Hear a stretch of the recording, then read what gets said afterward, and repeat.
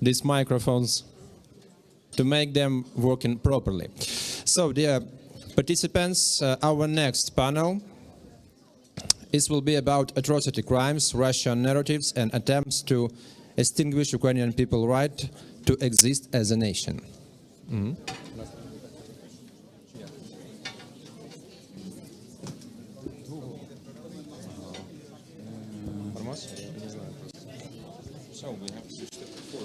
Yep. And I'm invited to the stage panelists. Panelists are Ruslan Stefanchuk, chairman of the Verkhovna Rada of Ukraine, Andrus Parmas, Prosecutor General of Estonia, Vsevolod Knyazev, President of the Supreme Court of Ukraine, Yuri Belousov, Head of the War Crimes Department of the Office of the Prosecutor General of Ukraine, Professor Payam Akhavan, Senior Fellow at Massey College, Special Advisor on Genocide at International Criminal Court, Dmytro Lubinets, Ukrainian Parliament Commissioner for Human Rights, Ombudsman, and German Galushenko, Minister of Energy of Ukraine. So after this panel, we will have a lunch. Lunch break will last for 1 hour, and the lunch will be served at the restaurant on the second floor of our hotel.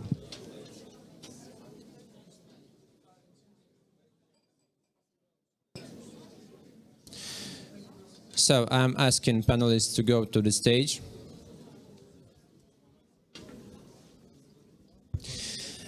And moderator of this discussion is Alexandra Matvichuk, Center of Civil Liberties. Dear colleagues, we will start in 1-2 minutes, so I kindly ask you to take your seats in the plenary session.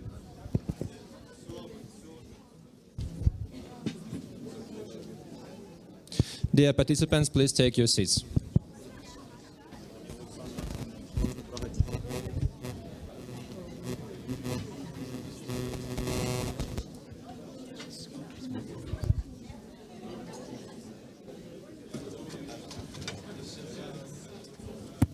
Dear colleagues, we will start in 1 minute. I kindly ask you to take your seat.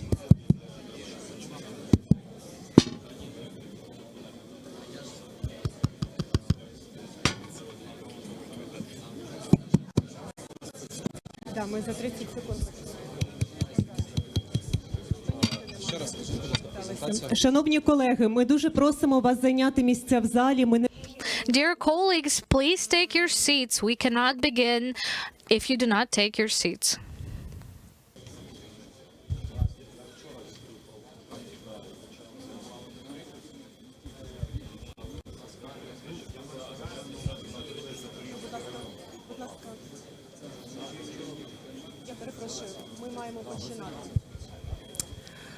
Dear colleagues, we will start our panel.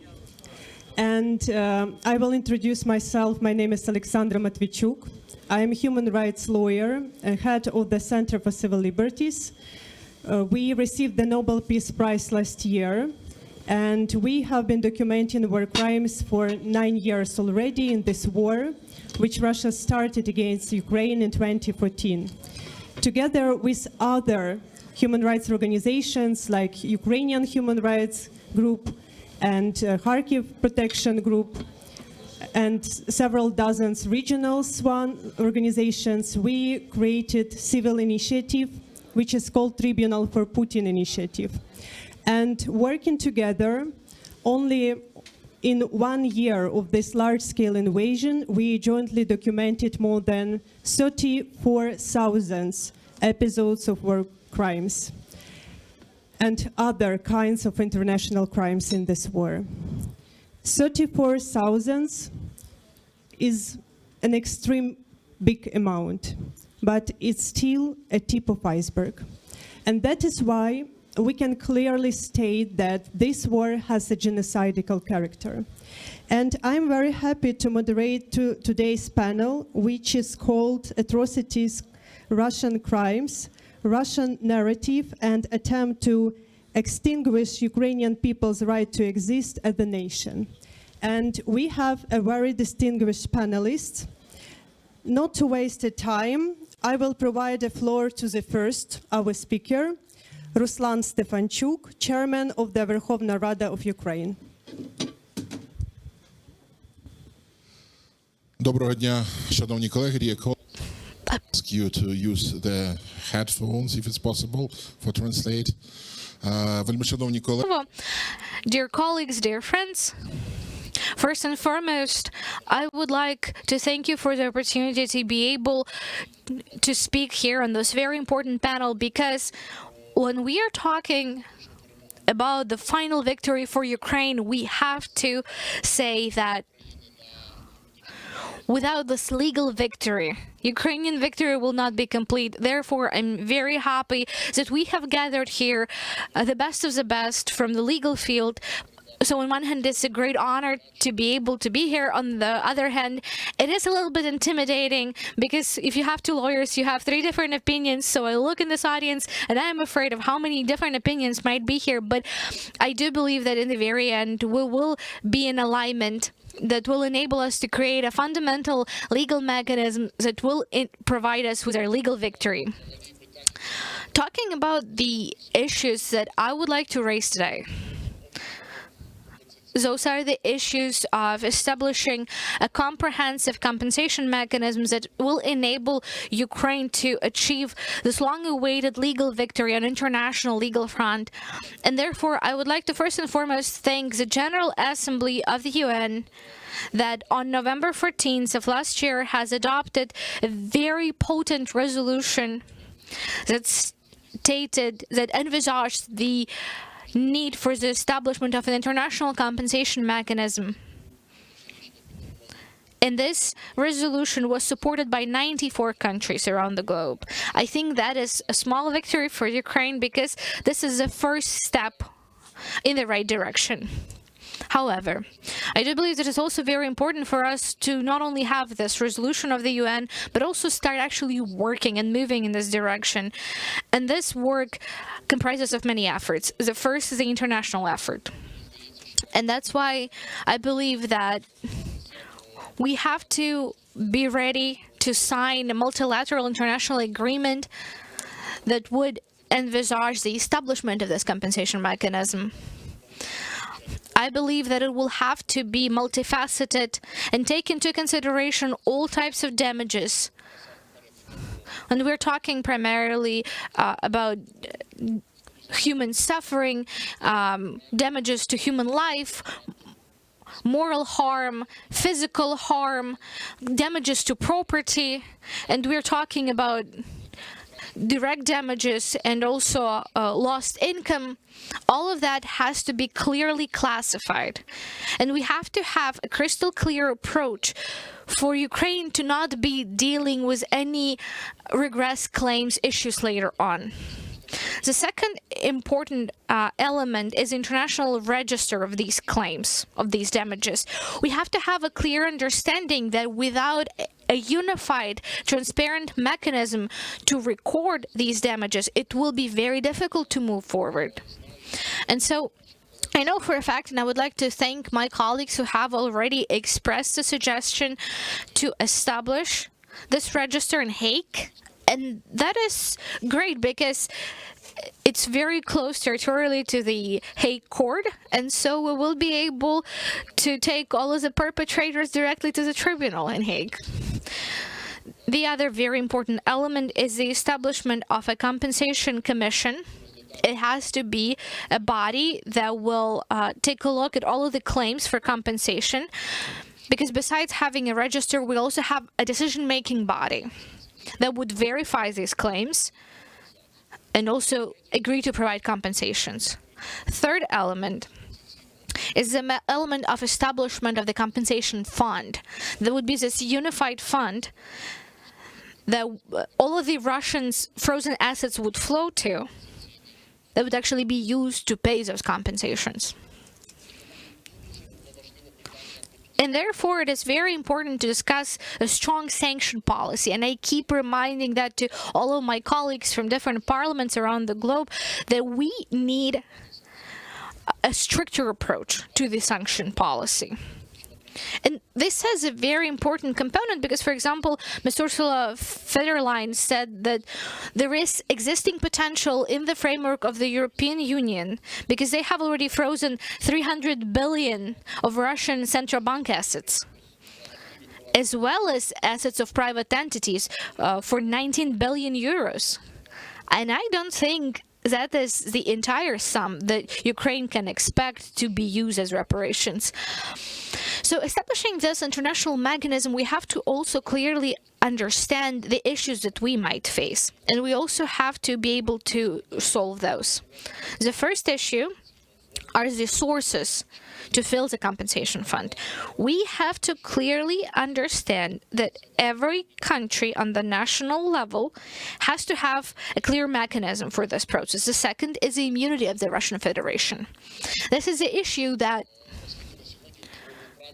given that as of today in the international law, there's the aggression is not a reason to limit international immunity of a country. We have to be able to tackle that. The third issue we have to be willing to tackle is the ratio of the international compensation mechanism and its correspondence to the national compensation mechanism to make sure that they're not redundant and to make sure that there are no gaps. Therefore, that is also very important. And another issue that we have to be mindful of is the issue of how the decisions of the Compensation Commission will be enforced in case of lack of funds. So we also have to be willing to face that issue as well. Regarding the second block, as a national regulation, not an international legal, but we're talking about national level instead. First and foremost, I would like to highlight that Verkhovna Rada is making a lot of efforts. For the first time, we have voted for the draft law 7198, where we legitimize the compensation mechanism for the individuals who have lost their housing. The draft law allows the individuals to verify their claims through DIA. It covers a lot of issues of compensation, and it covers the issue of Ukraine gaining the right to make claims to the Russian Federation, to argue for that in international institutions. Moreover, it is also very important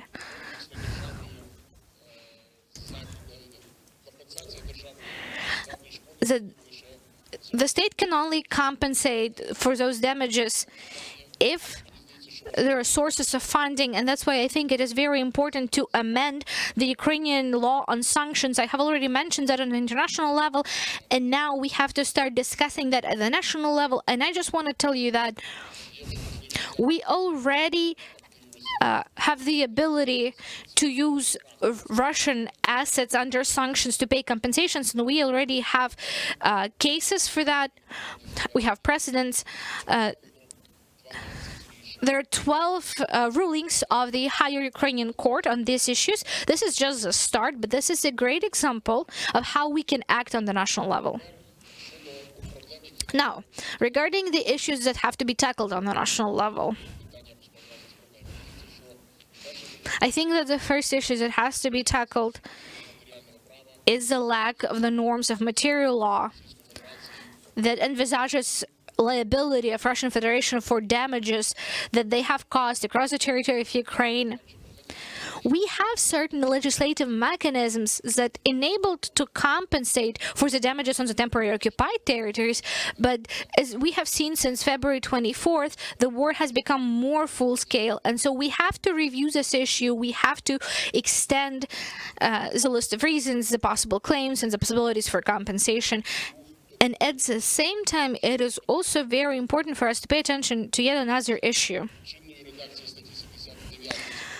The Article 79 of the law and international law is still in action in Ukraine, and it envisages the state immunity of the Russian Federation, and we have to amend that.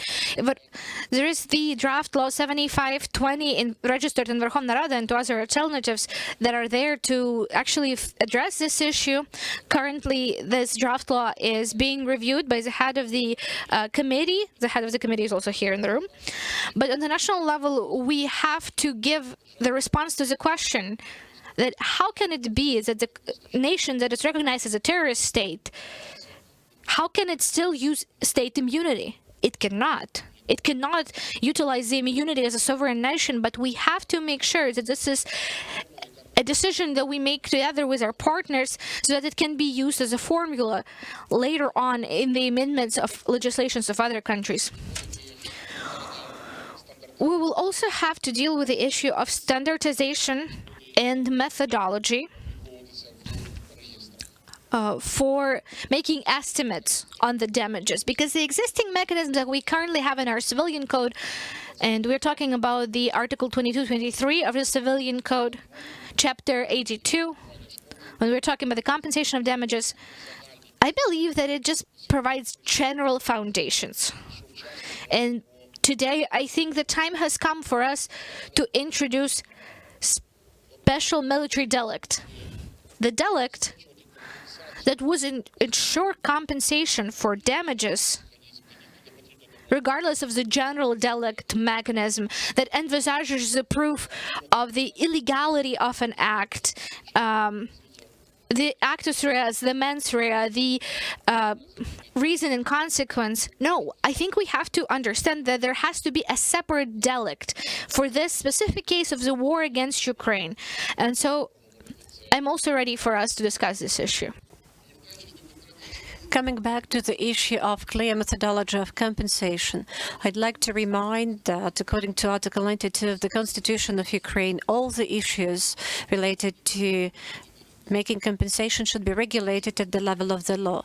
That's why it's very important today to legitimize the methodology on the level of the legislative bill. And this methodology should be a comprehensive, a holistic one, as the damages are also comprehensive. And in Ukraine, we still have the issue regarding the methodology, how we calculate and estimate the moral damages. And I think that the practice of the European Court on Human Rights regarding the moral damages, the practice and standards of the Council of Europe should be the roadmap for us to establish and to enshrine in the law the methodology on moral damages compensation in its complexity. Dear colleagues, I have lots of other issues what the Parliament has made, but I will not focus on it. I would like us to have some time for discussion. What should also be done by the Verkhovna Rada of Ukraine? We have very high level here, and I would like us to discuss all the nuances and smallest aspects, because building of this compensation mechanism should become the top priority for the lawyers, for it to be absolutely clear, uncontestable mechanism, and the one that will be used by the state.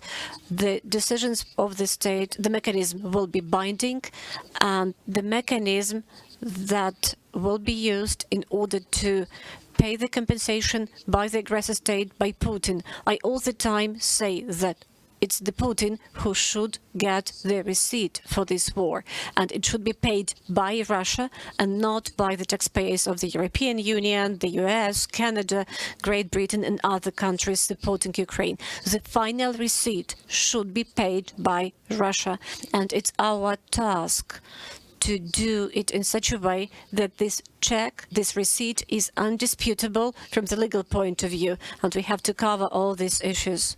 And it's really good that we have such a great team here, the international experts, at the level of the General Prosecutor, representatives of the Supreme Court.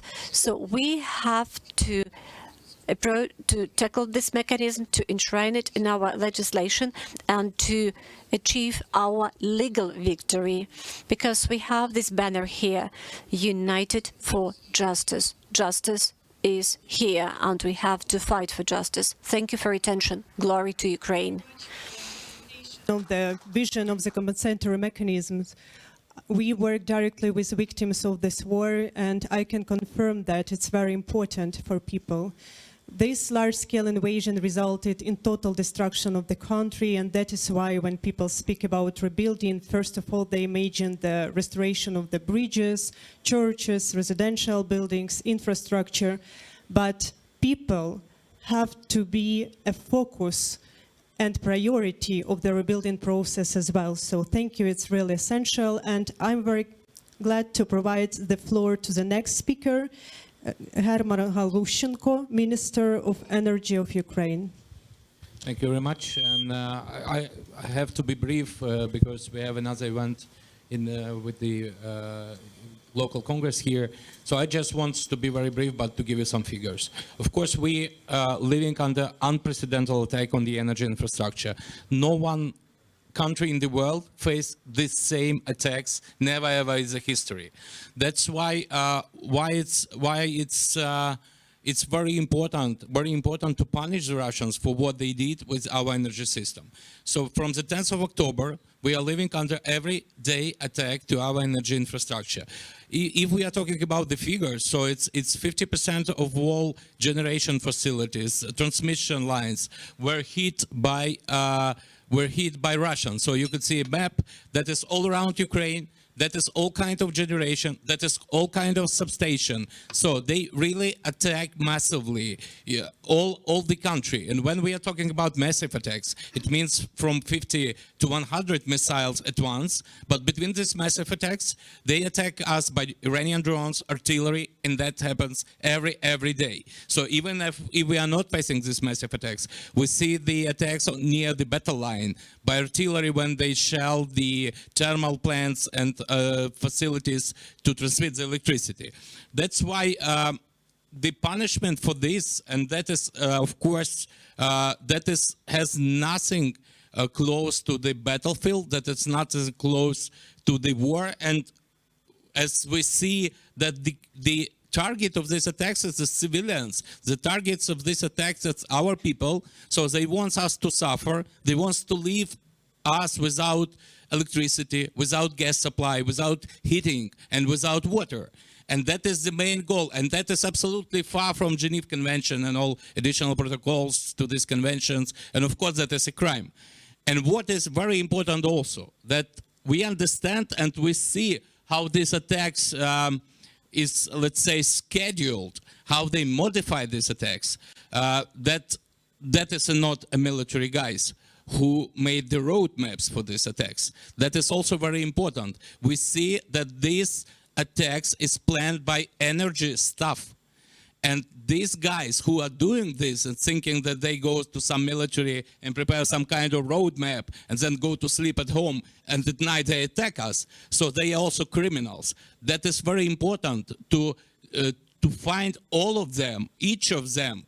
And they also should be in tribunal, because we see that they modify attacks when they verify how we reconnect, when we verify how we repair, and then they attack to hit and to make the more possible damage to our energy infrastructure.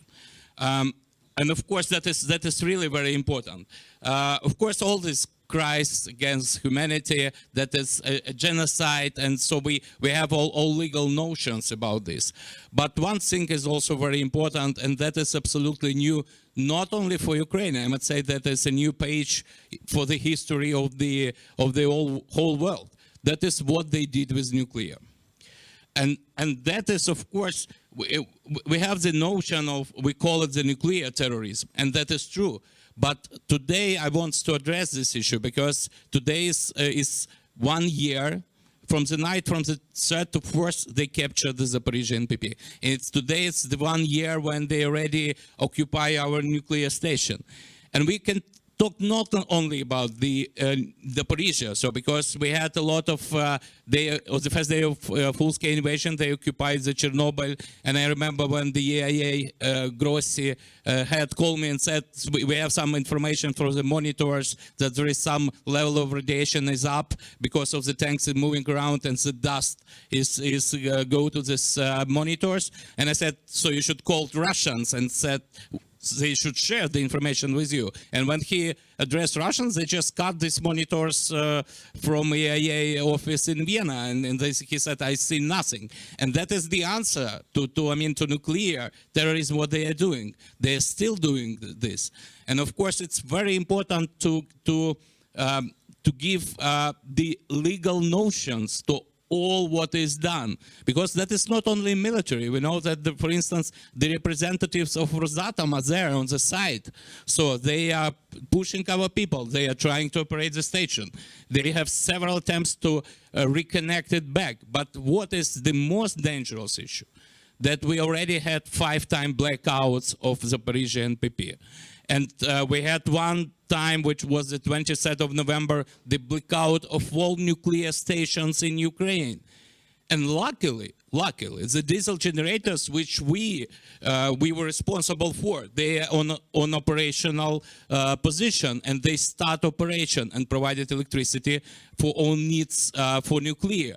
But that is really one step to Fukushima scenario, only one step. So one accidental missiles could fall on the diesel, and so we are in. We have the nuclear accident, and that is not only Ukrainian question. That is a question of the world. That's why it's very important to find this mechanism, the legal mechanism, to punish Russians everywhere. I'm not want to speak about sanctions because that is one of the another track which we communicate with everyone and everywhere on all possible international forums, but everywhere. But what they did with the energy infrastructure, how they attacked it, how they tried to leave us without electricity, how many Ukrainians suffer. I can give you the figures that on 23rd, but it was a critical accident in the system. Almost 13 million of Ukrainians were without supply of electricity at once. So we need to punish them with what they did. Thank you. Thank you very much. It's clear that Russians deliberately attacking energy infrastructure of Ukraine just to deprive millions of Ukrainians during the winter of heating, electricity, water, energy, light, internet, and other appropriate and needed basic facilities for human beings. And I remember that I found myself in December for several days without light and heating in my flat, and I had a feeling that I returned to Middle Ages. But I want to emphasize that today is spring, and this means that we jointly endure this very difficult winter for Ukraine.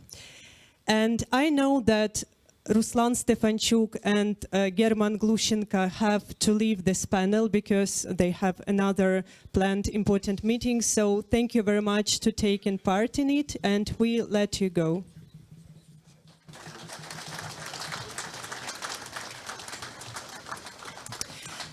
And I'm glad to return to the main topic of our discussion, because we try to tackle the crime of genocide during this panel. And I'm very glad to introduce the next, our speaker, who is very professional in this topic, Andres Parmas, Prosecutor General of Estonia. Hello, it's really an honor to be here in Lviv, and it's an honor that I can speak to you. The atrocities that have been committed against Ukraine and Ukrainians, they are really on an unimaginable scale and undisputed. But what is disputed and what is really problematic is how exactly to qualify something. As a lawyer, I always have to think on that as well. and not to run along with this kind of political slogans and expectations. And when it comes to the issue of the crime of genocide being committed, then it's also undeniable that the rhetoric, the narratives that the Russian Federation, its propagandists and its leaders have been distributing over the years, and especially during the last year, it's entailing in itself the, let's say, something intrinsically genocidal, to get rid of a whole nation and of the identity of more than 40 million people. Now the question is that is it supported, and how much is it supported by the definition of this crime as it has been recognized in international law? And this is a difficult question because, as you all might know, the most important thing about the crime of genocide is the specific intent to destroy a protected entity, a protected group. There are only 4 groups that are protected. And in that sense, for example, from your own bitter history, Holodomor, from my country's perspective, the political opposition, the social groups that have been historically attacked, let's say the nationalistic groups who might be targeted as Nazis, Banderas people or whatever, they are not covered by this notion. And it's also that this specific intent and these protected groups, they are only protected through definition of genocide for a specific kind of actions that in general have been described as physical or biological destruction of a group. Although this could be debatable because some of the actions that are enumerated in the definition do not necessarily mean direct biological or physical destruction of an entity. Where it all leads to my understanding, is that it will be a really, really delicate and difficult issue to prove that in a court at one point that genocide has taken place. But it is really important that the politicians throughout the world have made these headlines, have posted all these slogans calling the atrocities committed against Ukraine and Ukrainians genocide. This indicates that there is I'd say there is finally maybe a political will and readiness to reopen discussions that are long due, to extend the definition of genocide to cover more groups than only those 4 that have been included right now, to cover different kind of actions that have been neglected right now.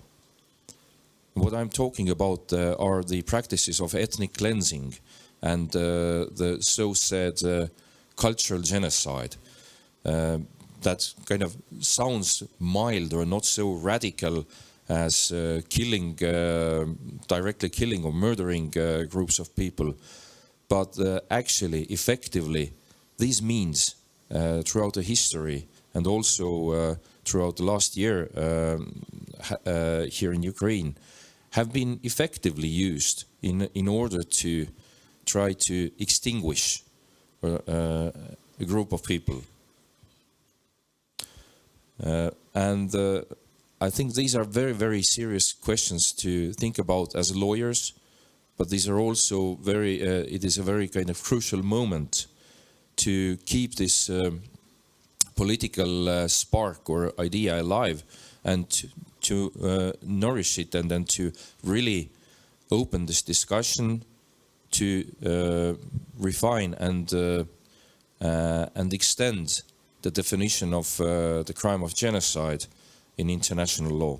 in many domestic systems, it is wider right now already than in international law. For example, in my own home country in Estonia, we recognize genocide in a wider manner, but we have to take this one step further and to widen this definition also internationally.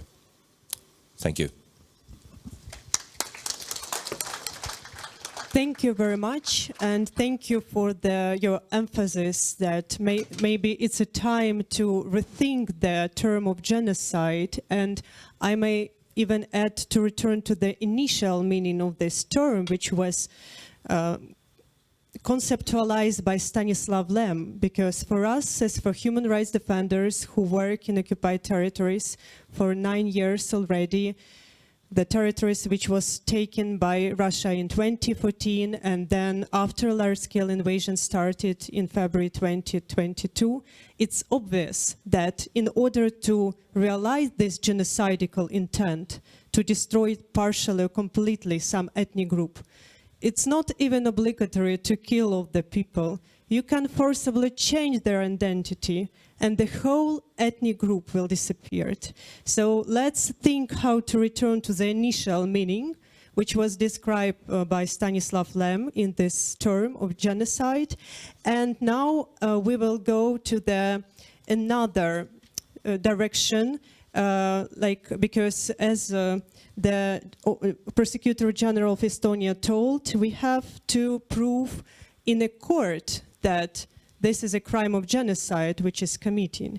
And that is why I'm very glad to provide the floor to Vsevolod Knyazyev, President of the Supreme Court of Ukraine, to hear his views about this issue.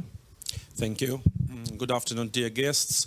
It's a great honor for me to be here and to speak to such a distinguished audience. And first of all, I would like to thank the organizers of this event for the possibility to discuss a great variety of issues so important for us, so important for our victory, so important for bringing to accountability the aggressor state. I will continue to speak Ukrainian as Ukrainian authority, I think you understand me. Дякую, друзі, за таку можливість сьогодні виступити. Dear friends, thank you for the chance to continue on the topic raised earlier today during this panel.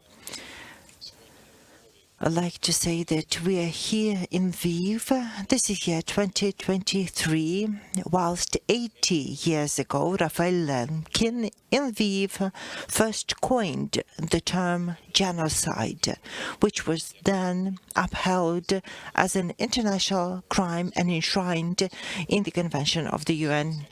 It's been 80 years since, and no one has ever thought that we would revisit the term again here in Lviv, and it is unfortunate that we are doing so.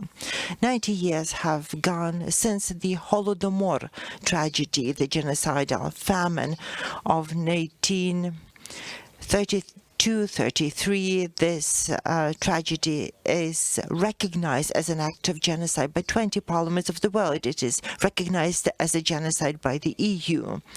And the country titles change, whether it's Russia or the Soviet Union or the Russian Federation, but their goal remains unchanged, and that is the annihilation of the Ukrainian people as a nation.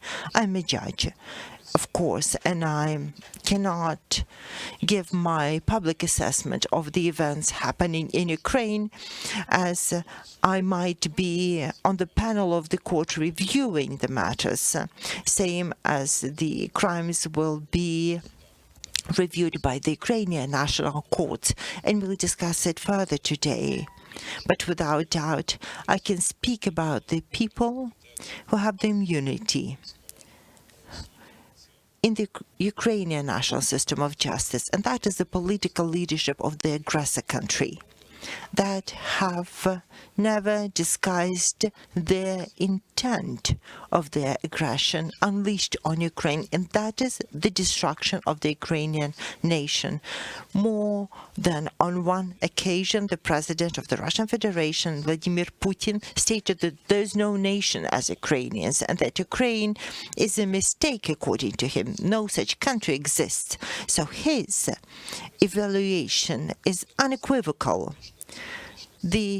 There are no democratic values in the Russian Federation. There's no rule of law in the Russian Federation. There's no such thing as independent court in the Russian Federation. And all these things have been an irritant for the leadership of the Russian Federation and in a way have triggered their decision, because the president of the Russian aggression, giving his justification of the aggression, he said that the High Council of Justice is constituted in Ukraine, that the High Anti-Corruption Court is operating in Ukraine.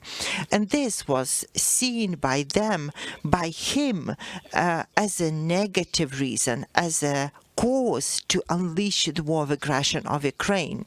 To speak of the crime of genocide, then for sure, the events that we have come to see, that we have learned from the mass media, that we have seen firsthand, come to show that this is a crime committed in Ukraine.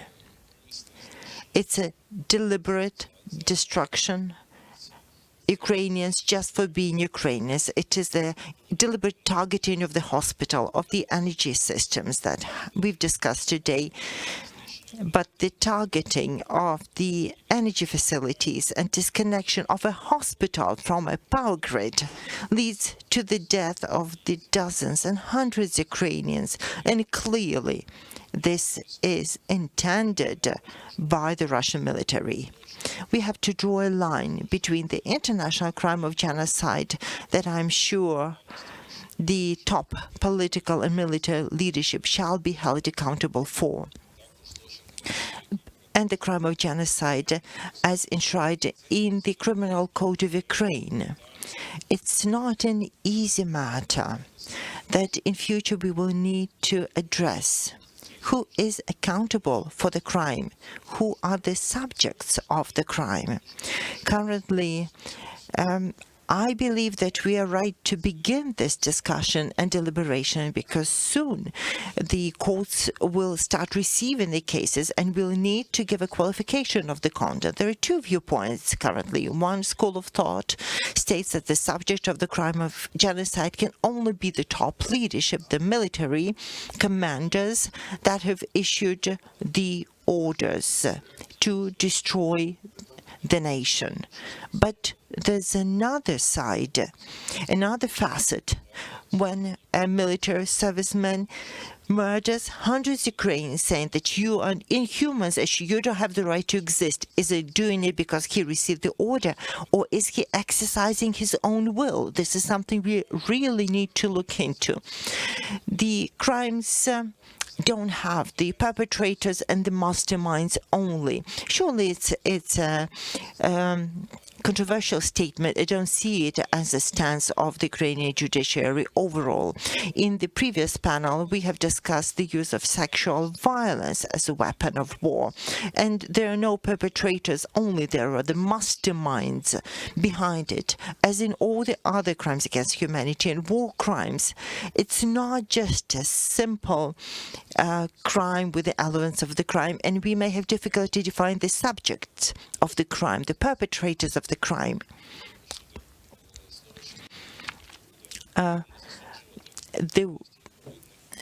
If we consider the crime, we will charge the perpetrators of the sexual violence. And shall we only charge the perpetrators, or shall we charge their superiors? Could it be seen as an element of the genocide of the Ukrainian nation? When I visited Bucha, Horodyanka, the liberated areas, and I've seen the destroyed courthouses, in one courthouse, which was used as a headquarters for the Russian officers, where the Russian officers lodged, the judicial security found a whole box box with the tools for sexual torture that the officers handed to their superiors in order for those to use it. Hadn't it been premeditated, hadn't been prepared, had the sexual offenses been prepared. I'm saying these crimes have a very complicated structure, same as the crime of genocide, the way it is provided in the Criminal Code of Ukraine, the Article 428. I believe these courts will be considered by the Ukrainian courts. Currently, there is just one case about the case of genocide in the Ukrainian court. It is seen by one of the Kyiv courts, and I envisage that the court may reach the Supreme Court of Ukraine for its deliberation. Now, the Grand Chamber of the Supreme Court is reviewing a similar landmark case to do with the subject of the crime of aggression. Is it just the top political leadership of the aggressor country who are the subject of the crime of aggression, or is it the mid-level, the officers, the generals? So how far down shall we go to consider the perpetrator the subject of the crime? Can a combatant be deemed a subject of the crime? As when treading on the Ukrainian soil, they know they have no right to the use of force, that they are unleashing a crime of aggression on the country.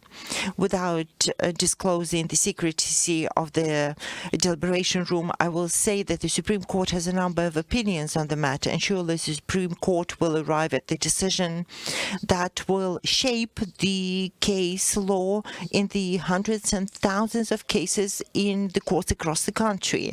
And I envisage that the same question will arise for the qualification of the crime of aggression. And it's excellent that we have started the discussion of the matter as one of the components of our joint objective to charge all guilty of the crimes committed by the aggressor country, committed by the Russian Federation, to bring them to justice, to bring them to criminal justice, to bring them international justice. Today, Ruslan Stepanchuk discussed the civil liability. And you shall know that the Supreme Court has made advances in this regard as well, despite no relevant changes were reflected in the law on international private law. The Supreme Court chose to collect the damages on the aggressor country, and the justification is that the country that has unleashed the war of aggression does not have the right to expect that the principle of international immunity shall be observed by the judiciary of Ukraine. Surely we cannot, or it will be difficult to enforce the court decisions on the territory of Ukraine, and we shall need the support of the international community in this regard, for sure. And we'll need to put in a compensation mechanism that has already been mentioned today in the spokesperson for the Verkhovna Rada address. And this is a key task following the creation of the International Special Tribunal for Aggression. This is something we need to be thinking over. The Supreme Court is contributing, and we should put a system in place to recompense the damage inflicted to the life, health, through sexual violence. And it's perfectly right that we are raising the questions and discussing in these high grounds amongst the politicians, scientists, and academics. I know that we shall observe the fair trial rights and charge the perpetrators, trial them, and make the right judgments of their conduct. And this event too will help to restore justice. Thank you. All Ukrainians know for what we are fighting for in this war. We are fighting for freedom in all senses, for a freedom to be independent, sovereign nation, for a freedom to have our democratic choice, the chance to build a country where the rights of everybody are protected, and for a freedom to be Ukrainians and preserve our Ukrainian identity and have a possibility to develop our language and our culture. But when we go to legal ground, I would like to provide the floor to Yuri Belousov, head of the War Crimes Department at the Office of the Prosecutor General of Ukraine.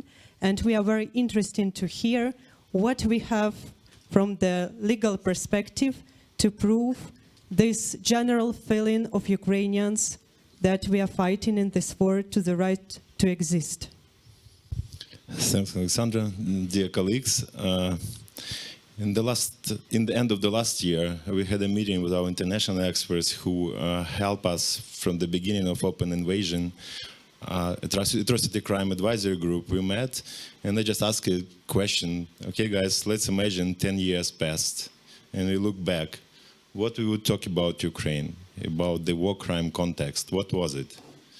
Could we talk about war crimes, or do we see in all this number of war crimes something bigger, which we could say about crimes against humanity or even genocide? And we had interesting discussion, and one of our colleagues said, I see terrorizing of civilian population. I said, okay, but what's the purpose of terrorizing civilian population from Russian side? For you to give up, okay, if we give up, what would be the next step? It's obvious, they would destroy us. They would destroy us as a nation. And that's why we really think that that's the main purpose of aggression. Because the aggression, for me personally, is just a tool. Aggression has a purpose. And if you talk about 2014, it was another purpose.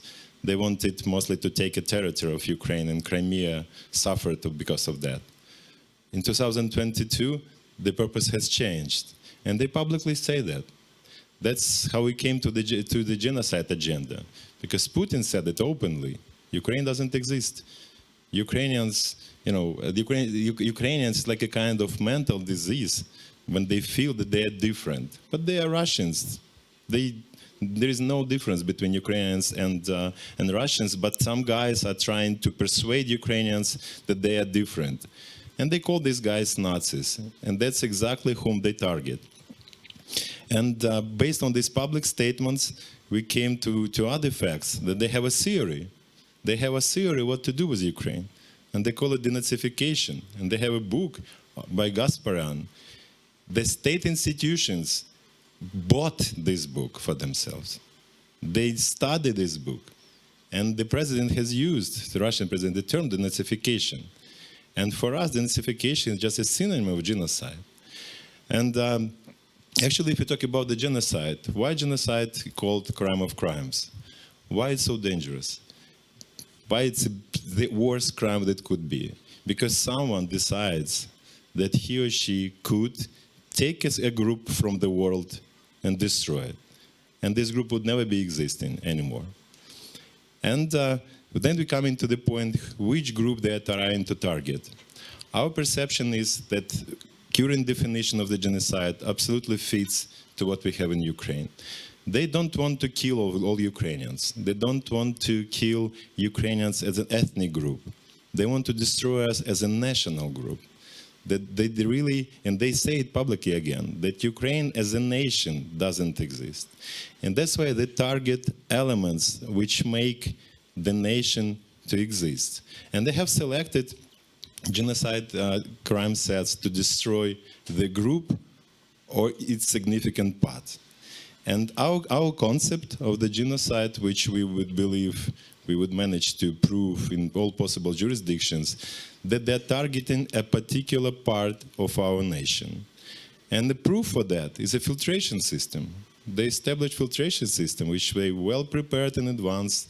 They freed pretrial detention centers on the whole perimeter of Ukraine.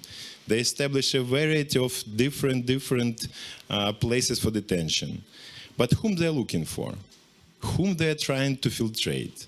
And we know whom they're trying to. They're trying to filtrate Ukrainians with active pro-Ukrainian position. Ukrainians who say that we are different. Ukrainians who speak Ukrainian language. Ukrainians who share values of Ukrainian nations. Who are possessors of Ukrainian identity. And they target them deliberately. And filtration system proves us, okay, if they wanted, let's say, I mean, the filtration itself is not the proof of genocide, but it could be sign of genocide. When they filtrate the people, when they found these people, what they do next with them?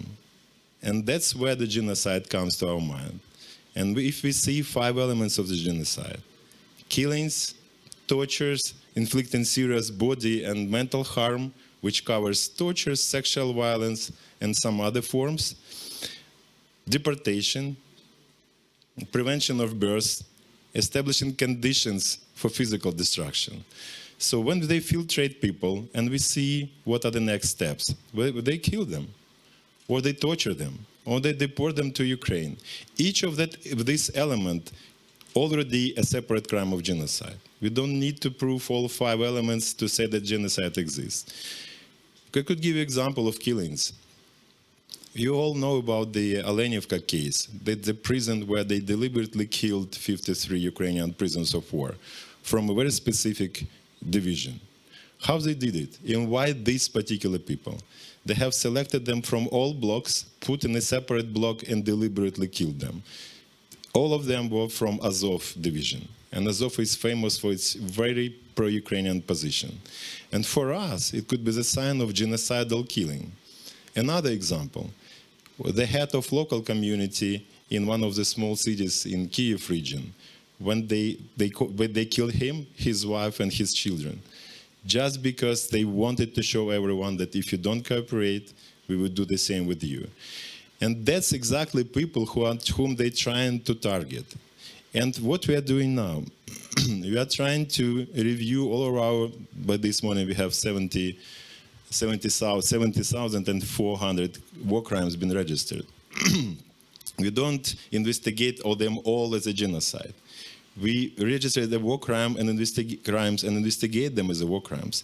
But now we're trying to review them, let's say, like with the genocidal glasses, to see if there are any signs that this particular killing, this particular torture, or this particular sexual violence case was done because with a special intent, genocidal intent. If yes, we would put it in a separate basket: killings, tortures, deportation, conditions, and so on. And then we would see what to do with these cases. And that's where Ukraine, I think, is promoting this pretty unique model, which I believe then would be used, unfortunately. War crimes would be committed in the future, unfortunately. And I think the Ukrainian model could be used in the future. What this model looks like. We think that if it's called international crimes, it's a matter not just of Ukraine. It's a matter of whole world, and the whole world should be involved in prosecuting ones who decided to commit such kind of crimes. And this model would be comprised from different levels and institutions, definitely national courts. We all, and we say that always, and the Prosecutor General was saying that also, that we should understand that 99% of all crimes would be prosecuted in Ukraine. No one would come and do our job. It's just not possible. That's why we are ready for that we will prosecute biggest amount of war criminals in Ukraine. There is international institutions like ICC. Their task is to do what we can't do, to prosecute top leaders which are protected with immunity. And the ICC would definitely is a good our partner, and they work on daily basis with us. Tribunal for Aggression will not go too deep in that. It was already been discussed. But there is another actor which we shouldn't forget. It's a universal jurisdiction.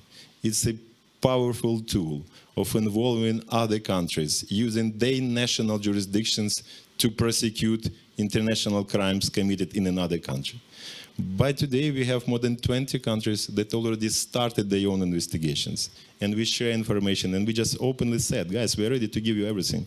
If you're ready to take this case and prosecute in your national court, in London, in Berlin, in Madrid, we will give you everything, because we want you to help you, because you would help us.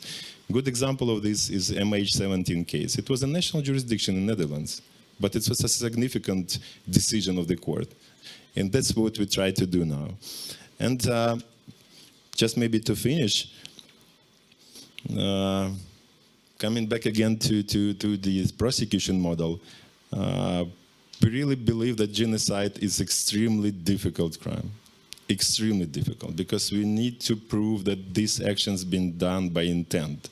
Fortunately for us, Russians are talking too much. And they're talking too much on mass media. Just open, just Google. You don't need to be a genius to find the Putin statements and all this. They said, we are committing genocide in Ukraine. Please punish us. And we would help them. We are trying to gather the other evidences, and we just believe that it will not take much time. Thank you so much. Thank you. Yuri, you mentioned the words of Putin that Ukraine doesn't exist, and I can share a brief result of our preliminary examination, investigation, and search how these words were translated and interpreted by Russian propagandists in different Russian TV channels and newspapers, etc. And our conclusion is that the message of public rhetorics about the Russian war in Ukraine is that Ukrainians either have to be re-educated as Russians or killed. So this is a very simple, that shows that Ukrainians have no choice. If we stop our fighting, there will be no more us. I want to provide the floor to Professor Payam Akavan, Senior Fellow at Massey College, Special Advisor on Genocide at International Criminal Court. Thank you very much for this kind invitation, and thank you especially to the Honorable Prosecutor General. I want to begin by just sharing two quick thoughts. In October of 1992, I was on a diplomatic mission with Ambassador Hans Korel of Sweden that first proposed the idea of an ad hoc tribunal for the former Yugoslavia. And it was openly ridiculed by everyone who said that without victor's justice, it would be impossible to bring anybody to justice. And for some time, we were happy that we had Duško Tadić, sort of a small fish that had been arrested in Munich. But within less than a decade, Slobodan Milosevic was in The Hague. And I urge everyone in this room to take the long road and the long vision, because it may be said that justice delayed is justice denied, but in international criminal justice, justice delayed is often justice delivered. Those who are in power today may not be in power tomorrow.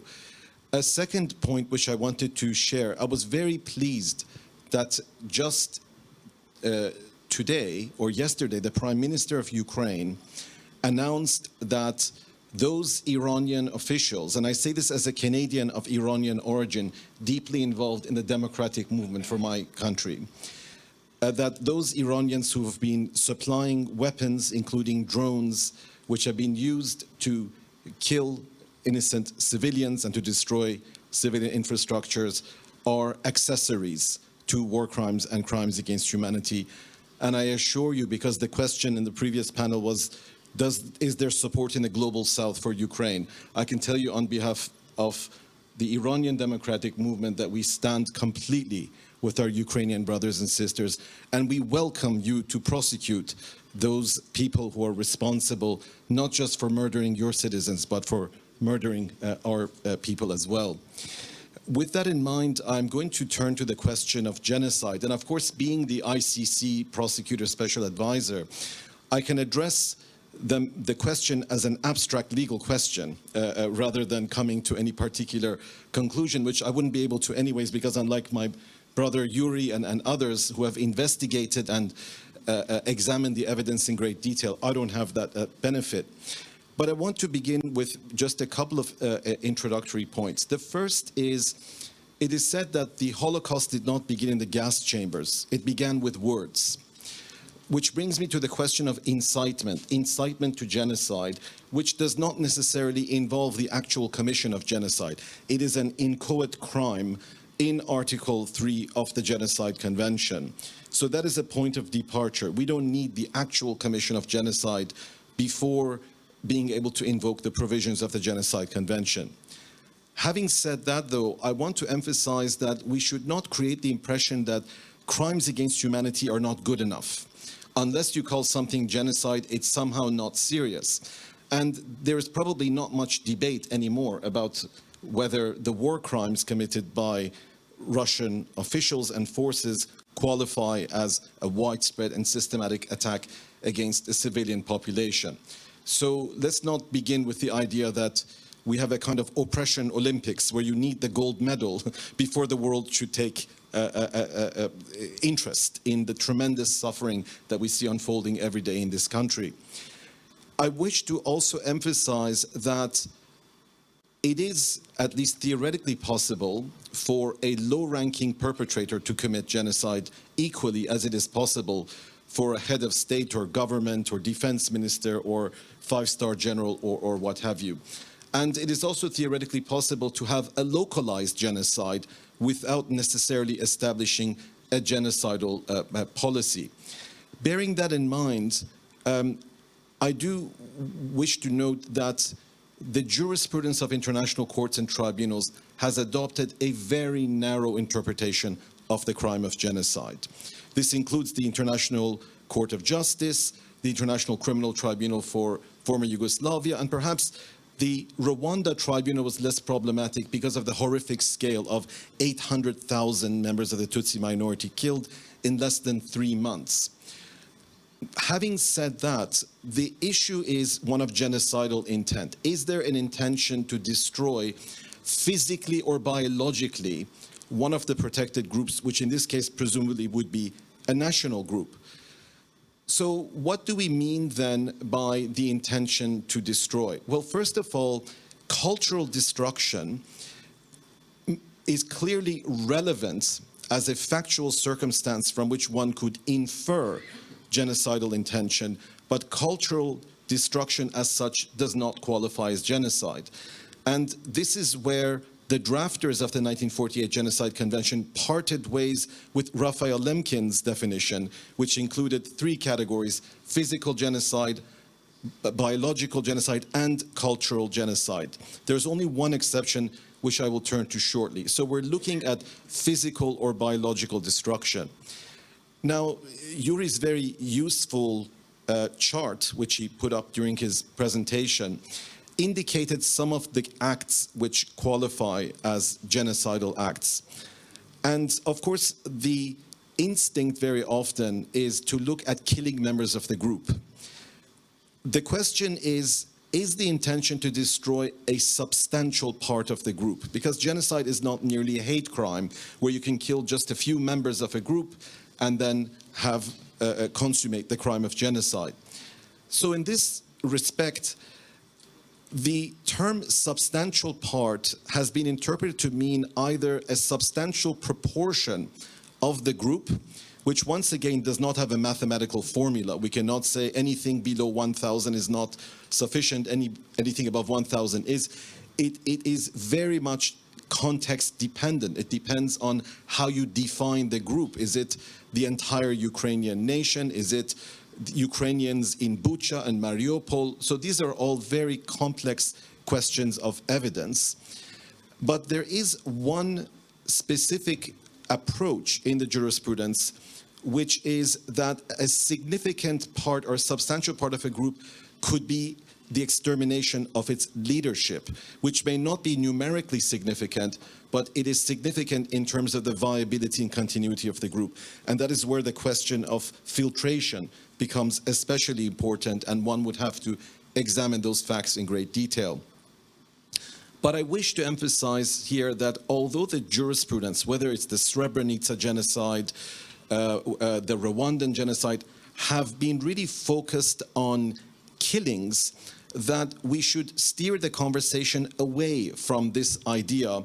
As one distinguished professor said in respect of the Rohingya genocide, well, not enough people have been killed. Well, there are all these other acts, and this is where paragraph B of Article 2 of the Genocide Convention is especially important: causing serious bodily or mental harm, which includes quintessentially sexual violence, which was established for the first time in the Akayesu judgment of the International Criminal Tribunal for Rwanda in 1998.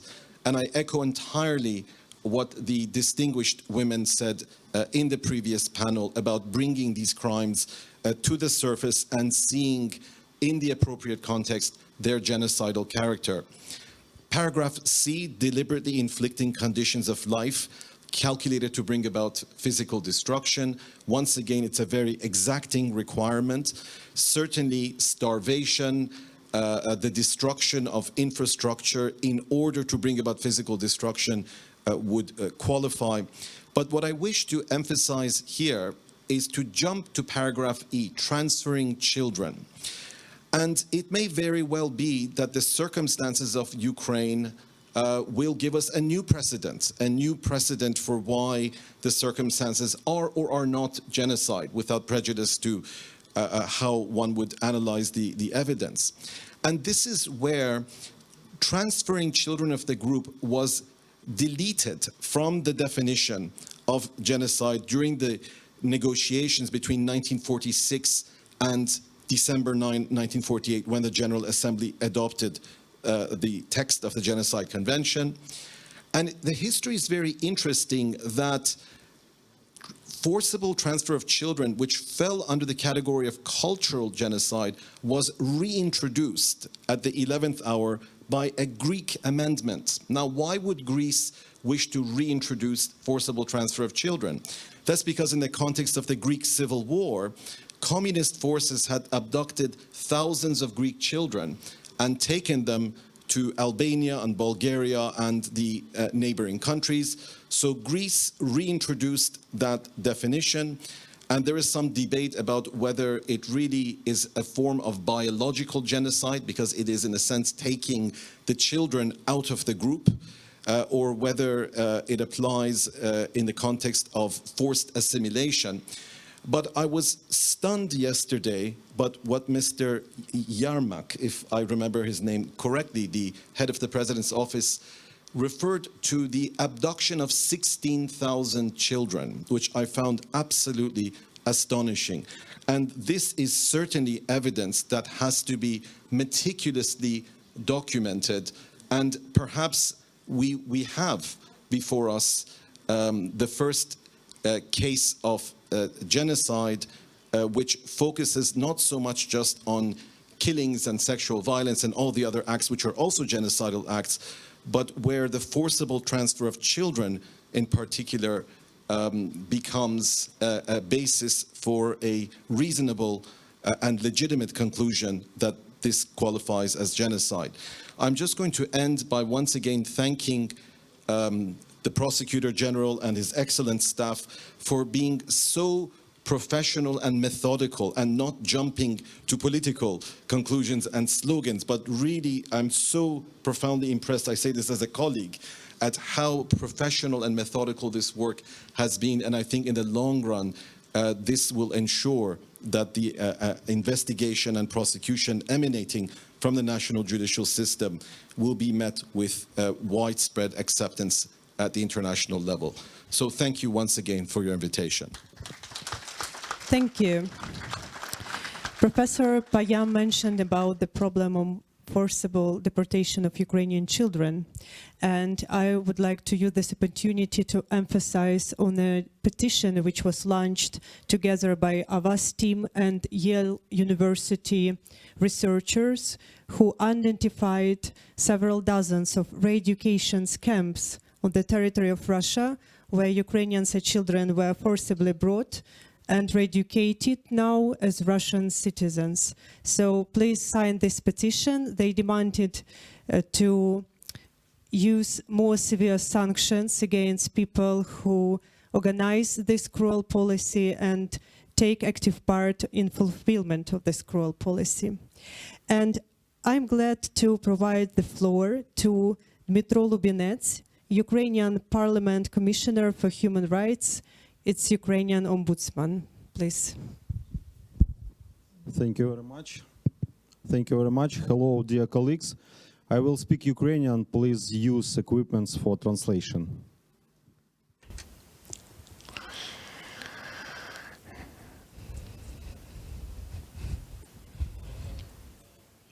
Within the framework of my job, of my mandate, my team and I are documenting the instances of war crimes that have to be recognized as genocide. Against this backdrop, it might be a little bit easier for me than for Mr. Knyazev, because I will definitely not be participating in these proceedings as a judge, so I can definitely say today that Russian Federation is committing genocide on the territory of Ukraine. And not only against the Ukrainian nation. Why am I saying that so confidently? The first form of this war crime is the killings of the members of a certain group. As of today, Russia has murdered 8,006 civilians. This is the data collected by the monitoring mission of the UN Higher Commissioner on Human Rights as of February 23rd, 2023. And this is just on the territories that we have access to. You can only imagine that when we liberate Mariupol, this number will grow drastically. When the Ukrainian military liberated Kharkiv, I have personally visited Balakleya, Izum, on the third day after. I saw the mass graves of civilians. And I also had the opportunity to talk to the man who had to bury his neighbors. Just imagine, in one grave, there were children, parents of these children, and their grandparents. 3 generations that were murdered by the Russian military by dropping aviation bomb on their homes. And this is just one of the examples of what Russian Federation is doing. The second form of genocide is the infliction of heavy bodily or mental harm to the members of a certain group. Russia is wounding and harming Ukrainians not only physically but psychologically. And as of today, we have documented that as a result of Russian attacks, 13,287 civilians were wounded, amongst which 927 are children. The third form of genocide is the establishment of conditions calculated to bring about total or partial destruction of the group. Here we can all remember the mass missile strikes targeting energy infrastructure. And Mr. Galushenko has told us about that separately, but I would like to remind you the date when that started, October 10th, 2022. Prior to the beginning of the heating season, Russian Federation struck energy infrastructure that provides light, electricity. If you have no electricity, you have no centralized heating, you have no water supply, you have no access to medical services, to nothing. Even to bake bread, you require electricity. There's no electricity, life stops. Why the Russian Federation decided to do that? In order to suppress Ukrainian military? No. In order to make sure that the entire Ukrainian nation freezes and dies. And the approximated numbers of how many people were unfortunately killed as a result of these power outages in hospitals, the inability of ambulances to access their homes, these simple things that were inaccessible to civilians, they caused their death. The fourth form of genocide is the impossibility to give birth to children in the environment of certain community. We have had the special session on the sexually based violence. And I'm not going to refer back to these facts, and I will just name one figure. It's 4. 4 is the youngest age of a victim of a sexual crime committed by the Russian militaries in the territory of Ukraine. And this figure is taken from the report of the monitoring UN mission on sexual crimes. And this is the indicator that the Russian Federation consciously commits this specific crime which may be qualified as a genocide. The fifth form of destructing of a nation is forced relocation of children from one ethnic group into another. And the distinguished professor mentioned today, and yesterday Mr. Yermak mentioned, that more than 16,000 of people were forcefully deported from the temporarily occupied territory of Ukraine into the territory of the Russian Federation. Dear colleagues, 16,221 children. This is the official figure, but in reality the figure is much, much higher, and we can only assume that we are talking about potentially about hundreds of thousands Ukrainian children which were forcefully deported by the Russian Federation. Russia does not provide any information either to Ukraine or to anybody else, even at the request of a number of international organizations. It does not respond, and it does not provide the information on forced relocation of these children, what are the conditions they live in now. And here I would like to express our gratitude for the report. We have seen a report of the Yale School, 143 special facilities or camps were detected for re-education of the Ukrainian children. But how this forced deportation started and when it started? It started as far back as 2014, when the Russian Federation annexed the Crimea and the territory of Donetsk and Lugansk regions. There were already special programs within the framework of which the Ukrainian children were taken to the Russian territory and were not brought back. In 2022, Putin signed the UKs which simplified the procedure of adoption of the Ukrainian kids. And in December 2022, he approved and simplified the applications regarding refusal from Ukrainian citizenship. And it is done by the president of the neighboring country. So these are his actions that are genocide, open and direct genocide. So they have established a system on forced deportation of children. And there is Lyubova Belova, who is the representative of Putin, and who is very proud that she personally deported about 2,000 Ukrainian kids from the temporarily occupied territories. And within this system, there are all children's ombudsmen in all the territory of the Russian Federation. They all participate. Just think that the system that is created to protect the children's rights has been turned into a system of creating a war crime called genocide. And it's really good when our international colleagues from international organizations recognize the Russian Federation as the sponsor of terrorism, which is done by the Parliamentary Assembly of the Council of Europe. Though, in my case, something else may be added. There is direct definition. The Russian Federation is a sponsor of terrorism, but the better version will be the Russian Federation is a terror state. Ms. Yuri has mentioned the book of the Russian opinion writer Hasparyan, Denazification of Ukraine, the country of lessons which were not learned. And yes, we have recorded the facts that the book was published from the Russian budget, and the book was distributed to all the state institutions all over the Russian Federation. And when I was getting ready for the conference, I found this book and I read the book. Dear colleagues, it's not just a book. This is the book that launches and uses a new definition that we should use. And this definition is Russism. And there is the one big idea that those who use the Ukrainian language should go through the procedure of denazification.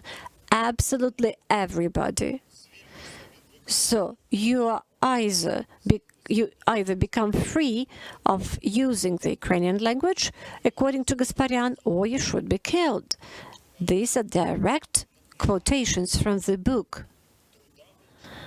And we have to specifically work on such things, and they should become a special part of the International Tribunal, and they should become evidence that the Russian Federation commits genocide. What is going on the territory occupied by the Russian Federation? It looks that they are using the book by Gasparyan as their methodological guidelines. The Russian Federation destroys the infrastructure that is important for the civilians. Before occupying the Ukrainian cities, the Russian Federation destroys the electricity facilities, water distribution facilities, any facilities that potentially may have bomb shelters, and these are hospitals and schools. And the next step after occupying the territory is establishment of military office, military headquarters, and within the military headquarters there is the filtration camp, and within the filtration camp there is always a torture chamber. The moment we liberate any Ukrainian city, we definitely know that there will be military headquarters and the place for torture, the so-called torture building, where Ukrainian civilians were tortured, were killed. There are numerous evidence on the liberated territories, and they show that close to these filtration camps there are mass graves of the civilians, mass graves of civilians and the prisoners of wars who were directly killed. Thirdly, there is collaboration authorities which are quickly established. It is done by the Russian Federal Security Service. For example, in the territory of Kherson, they brought people from Donetsk and Luhansk region, and they were trying to show that these are local people. They opened the Russian institutions, the Russian banks. They ban using Ukrainian language, and at this stage we see that they create the so-called media ghetto. There is the exclusive right for information given only to the Russian mass media. They bring books, the textbooks, to the educational facilities, and they take Ukrainian children to streets and give them the Russian flags and make them welcome the so-called humanitarian corridors. And they prepare and make propaganda video. And then there is the educational processes using the Russian language and the Russian textbooks, where there are quotations that there is no such thing as a Ukrainian state, you were deceived, and you should be called either as Little Russians or the Russians. And this is the prism through which they try to re-educate our kids. In parallel with this process, they start the procedure of forced passportization. So if you stay in these territories for different reasons, you are obliged to get the Russian passport. You do not have any other choice. And then the final stage, mobilization. And once again, we record that mobilization is really very comprehensive and encompasses different categories of men. For example, in the Crimea, we saw that the first conscripts were taken from the place where the Crimean Tatar lived. And again, it's a separate crime, elimination and destruction of certain peoples.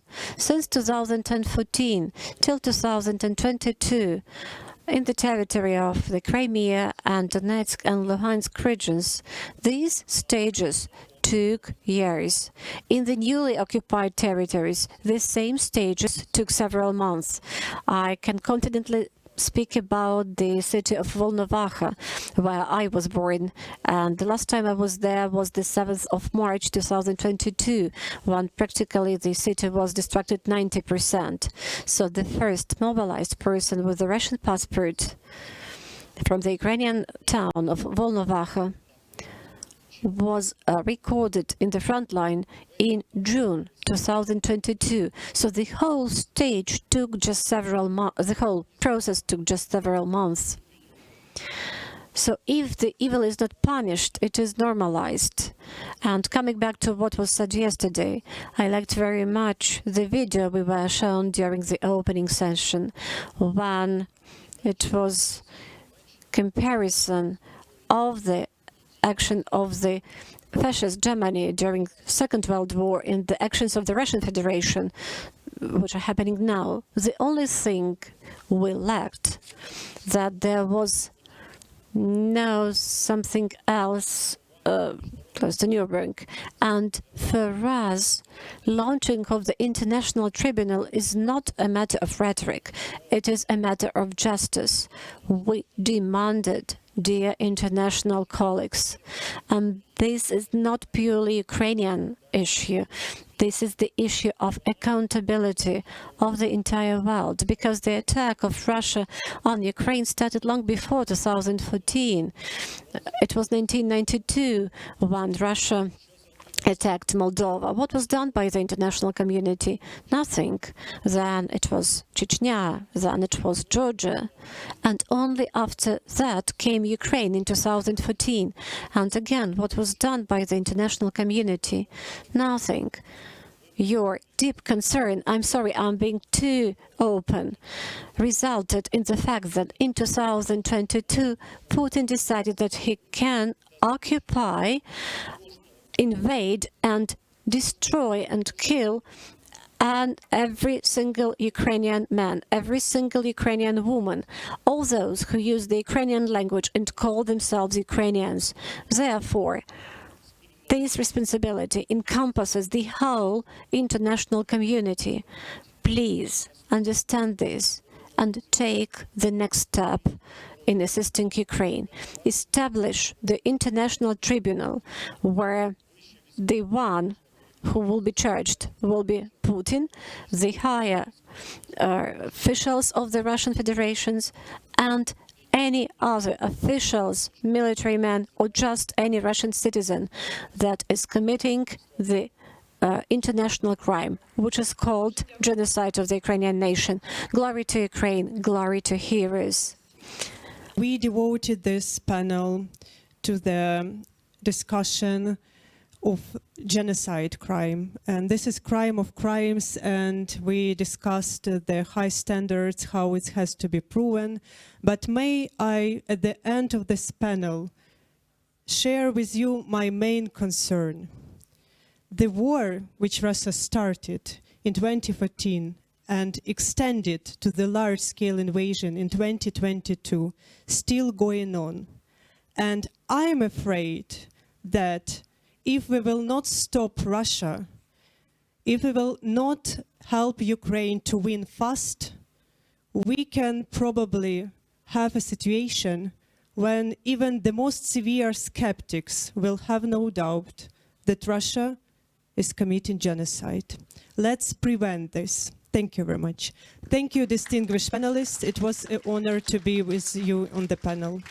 І зараз у нас буде ланч по програмі. Всіх запрошуємо до ресторану. Now it is lunch. Thank you very much, and you are invited to go to lunch. For 1 hour, and we will continue our conference at 3 p.m. So enjoy your time.